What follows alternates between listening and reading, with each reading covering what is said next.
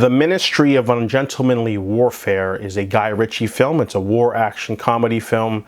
They didn't play in Canada. It didn't play in a lot of places. Actually kind of makes me mad because Guy Ritchie's last like 3 movies, all of them decent, I mean including this one, have not been in theaters. So ever since The Gentleman and I think Wrath of Man, anything after that is not in theaters. So no Operation Fortune, no The Covenant, no Ministry of Ungentlemanly Warfare. So they've just been like released in small pockets in America and then dumped to streaming, mostly Amazon Prime, which I don't like because I would have liked to see Guy Ritchie's The Covenant in theaters. And this one's got that cinematic quality too. This is a men on a mission kind of story. Essentially, Britain's Winston Churchill's being pressured to surrender to the Nazis because their U-boat fleet has control of the Atlantic Ocean. They use these giant boats in Africa. They can refuel their U-boats at any time and keep all the British Navy at bay. So they control everything. They can starve out Britain basically, and other countries can't get involved because too many U-boats. So Winston Churchill has to fight dirty though because Hitler's keeping his specialty boats outside of a war zone. So he's going to send in a crack team of commandos to go in there and sabotage those boats and blow them up.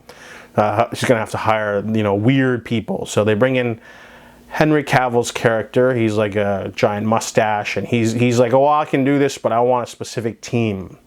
So he names off all the people he wants, and they'll be adding in 2 spies as well. It's weird that Isa Gonzalez, who's Mexican, is playing a white woman in real life, but she's pretending not to be a Jew. It's just kind of weird racial casting. Didn't quite dig that. Not anything against the actress. It's just weird because like the whole cast is just, swarthy men. And then, Henry Golding, I guess, whatever. But anyways, the movie's a little bit generic. It's a very simple, men on a mission movie.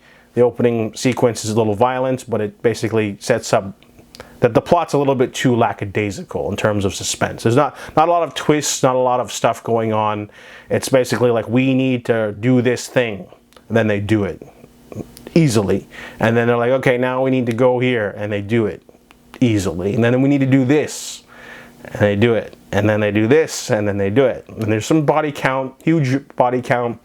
Lots of action, lots of, cool action sequences with knives and bow and arrows. And I think Alan Ritchson plays a huge Swedish guy who just like barrels through enemies. And, it's awesome to see Nazis get their comeuppance, but they're basically stupid in this movie. They keep getting wrecked. And I kind of feel like Guy Ritchie wanted to make his own Inglourious Bastards, but I just didn't have the writing level because the movie, it has to be based off a real story, right? So they can't deviate too far. Or else it'll disrespect the real men and women who did the mission in real life, Operation Postmaster. So they kind of have to stick to the boring real life, but they added a little zest to it, but they can't add too much. Like for example, there's a sequence where someone's got to sabotage a electrical grid or something with a bomb, and he gets caught. And you think, oh, it's over, and then he just kills them, and they never reference how he hid the bodies or where. A lot of like easy off-screen stuff happens in this movie, and yeah, the acting's great. You got a good cast of everyone, including the villain, but a lot of the heroes don't get a chance to do anything. Henry Golding, Henry Cavill, and Alan Ritchson get to do stuff, but the other 2 kind of relegated to the side, and then lots of stuff for Isa Gonzalez and the other fella to do, but not much. There's a lot of just stuff going on.